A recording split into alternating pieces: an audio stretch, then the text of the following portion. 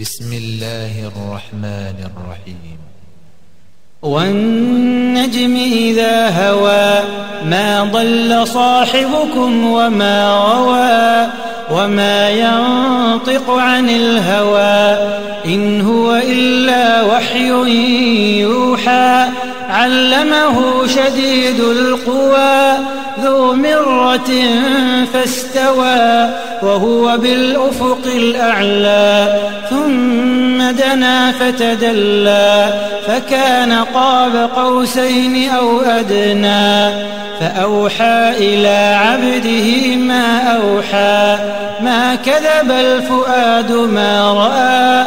أفتمارونه على ما يرى ولقد رآه نزلة أخرى عند سدرة المنتهى عندها جنة المأوى إذ يغشى السدرة ما يغشى ما زاغ البصر وما طغى لقد رأى من آيات ربه الكبرى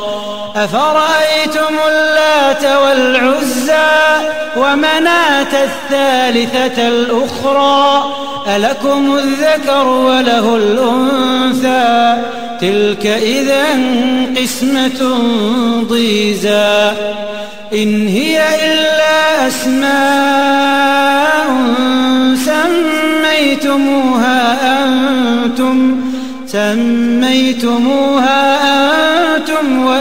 وآباؤكم ما أنزل الله بها من سلطان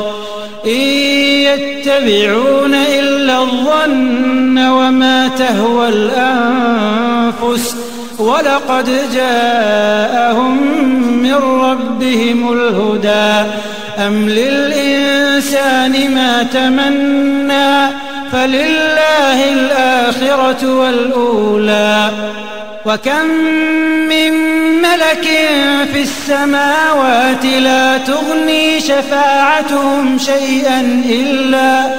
إلا من بعد أن يأذن الله لمن يشاء ويرضى إن الذين لا يؤمنون بالآخرة ليسمون الملائكة تسمية الأنثى وما لهم به من علم إن يتبعون إلا الظن وإن الظن لا يغني من الحق شيئا فأعرض عمن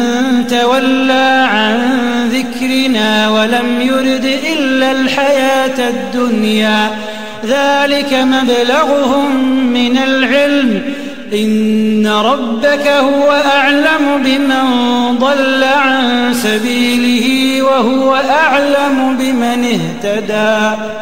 ولله ما في السماوات وما في الأرض ليجزي الذين أساءوا بما عملوا ويجزي الذين أحسنوا بالحسنى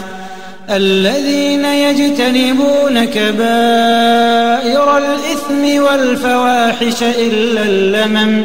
إن ربك واسع المغفرة هو أعلم بكم إذ أنشأكم من الأرض وإذ أنتم أجنة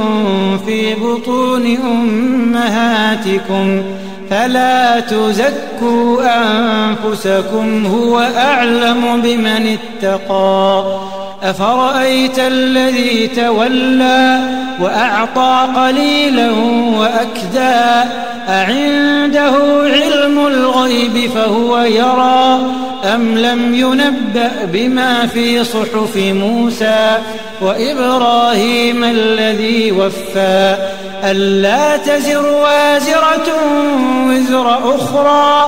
وأن ليس للإنسان إلا ما سعى وأن سعيه سوف يرى وأن ليس للإنسان إلا ما سعى وأن سعيه سوف يرى ثم يجزاه الجزاء الأوفى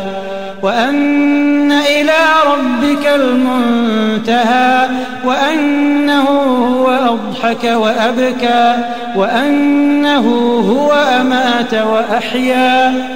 وأنه خلق الزوجين الذكر والأنثى من نطفة إذا تمنى وأن عليه النشأة الأخرى وأنه هو أغنى وأقنى وأنه هو رب الشعرى وأنه أهلك عادا الأولى وثمود فما أبقى وقوم نوح من قبل إنهم كانوا هم أظلم وأطغى والمؤتفكة أهوى فغشاها ما غشى فبأي آلاء ربك تتمارى هذا نذير من النذر الأولى أزفت الآزفة ليس لها من دون الله كاشفة أفمن هذا الحديث تعجبون وتضحكون ولا تبكون أفمن هذا الحديث تعجبون وتضحكون ولا تبكون وأنتم سامدون فاسجدوا لله واعبدوا